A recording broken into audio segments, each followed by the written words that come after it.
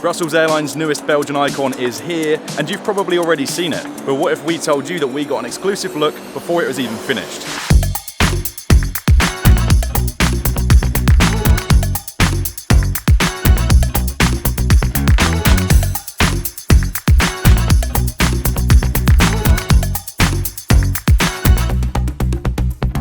Guys, I'm André Aiselé, airbrush artist, and is one of my jobs. So the task is to blow up graphic design from an architect.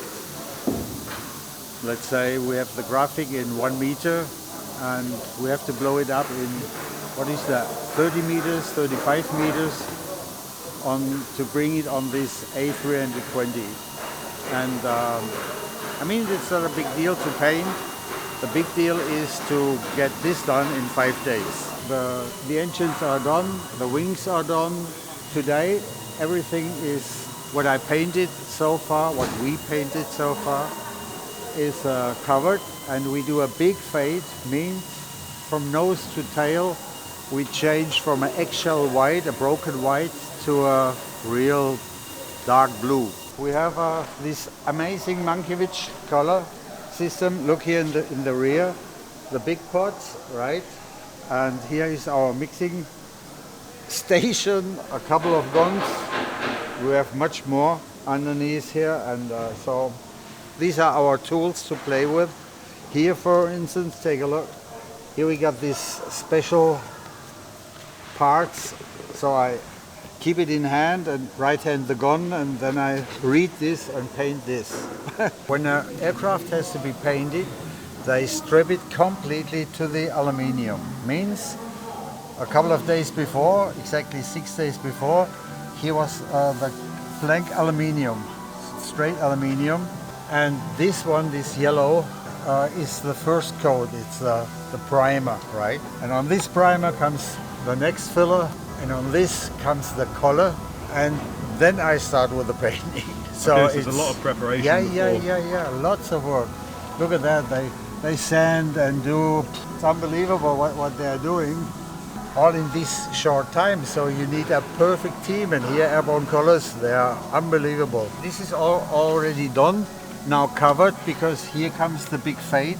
We start here with the eggshell white, and then slowly at the end, on the top of the tail fin, we will end up in a very dark blue.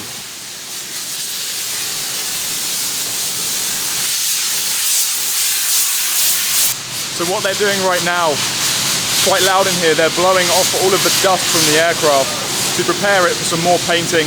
These parts here are a part of the horizontal stabilizer, which has been taken off from up there and brought down here, and they look brand new. They've just been painted, looking very clean, very nice. But right now it's just a case of us walking around, getting a cool little tour and showing you the process from a very unique and sort of different perspective. It's so weird to be in a hangar of a plane that's being painted and really look at it from this sort of perspective. You know, you don't usually get to see planes going through such a process, and it's really cool to be able to bring you all along for the ride and take a look at this before the unveiling actually happens. It takes a certain level of skill to paint an aircraft. I think being here has made me really realise the amount of work and the amount of technique that goes into doing such a thing, especially given that this is a very special and unique livery that comes with a lot of its own challenges. It's not a usual livery to paint on an aircraft, so I think the one thing that's easy to forget about is that when you do design a livery and it's on a piece of paper, for example, that's 2D. You then have to work out the logistics of actually warping that design around the fuselage. It's not as easy as just drawing it on a piece of paper and then painting it on a plane. You've got to factor in the amount of materials that you use.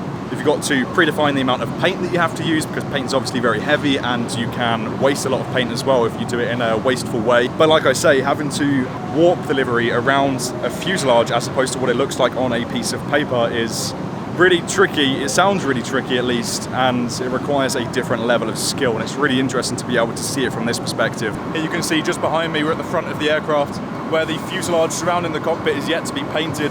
This is definitely a first for me. I don't think I can say that I've stood more or less on the nose of an A320, but there you go, there's a first for everything. Anyway, I think we're just about finished here, so let's cut back to Brussels and take a look at the final thing.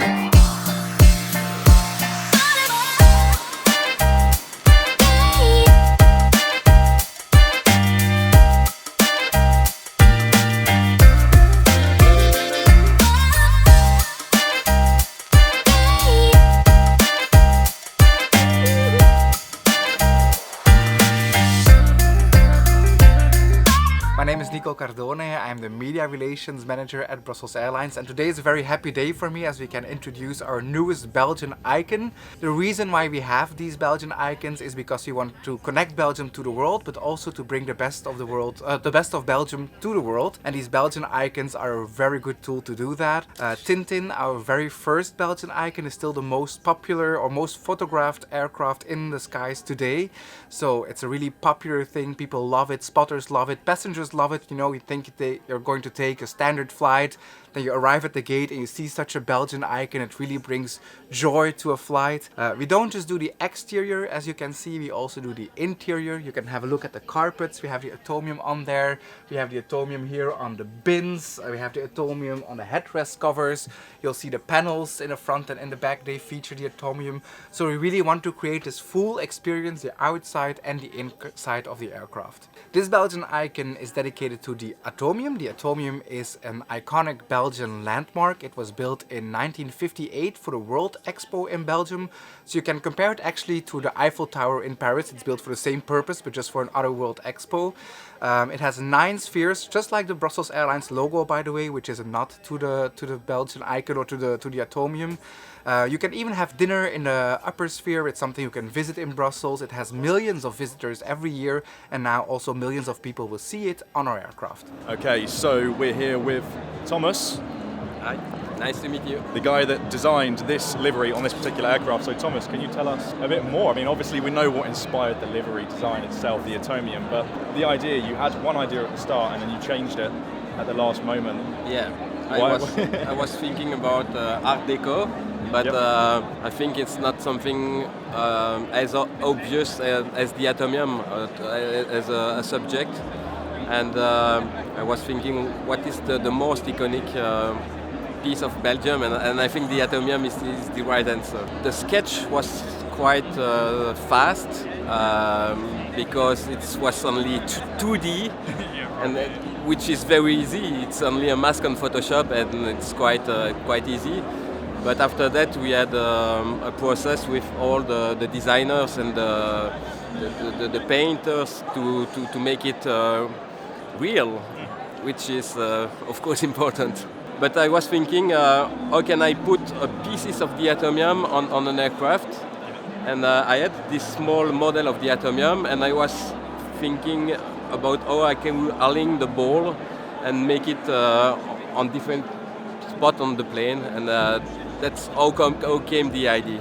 So I suppose we should probably do a walk around of the outside of the aircraft. You've got the Atomium written on the engine. I mean, what's crazy is that this plane isn't exactly new. It's an A320ceo, and where it's been repainted, it looks virtually brand new. I find it wild to think that a few days ago I was literally standing up there next to the tail, and now I'm just down here on the ground having a look at the livery in full now that it's finished, and it looks really, really cool. Like I said when we was in the hangar, actually drawing this on a piece of paper is one thing, and then actually painting it on an entire fuselage is a completely different ballgame. Anyway, that does bring us to the end of this video, and this is the new Belgian Icon. Let us know what you think of this livery in the comments, and don't forget to subscribe to this channel for more aviation content like this. It's been Dan from Infinite Flight. See you in the next one.